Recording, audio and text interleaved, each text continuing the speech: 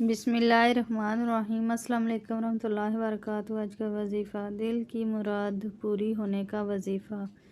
آج آپ کو ایک ایسا عمل بتا رہا ہوں کہ جس سے آپ اپنے دل کی ہر جائز خواہش اپنے رب کے سامنے رکھ کر اپنے رب سے ہر وہ چیز مانگ سکتے ہیں جو آپ کے دل کی خواہش ہے۔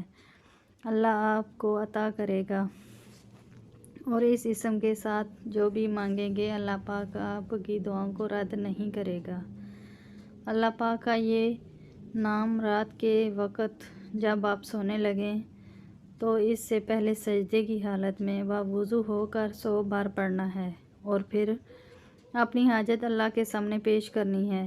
انشاءاللہ صبح تک دل کی ہر مراد، ہر خواہش پوری ہوگی انشاءاللہ۔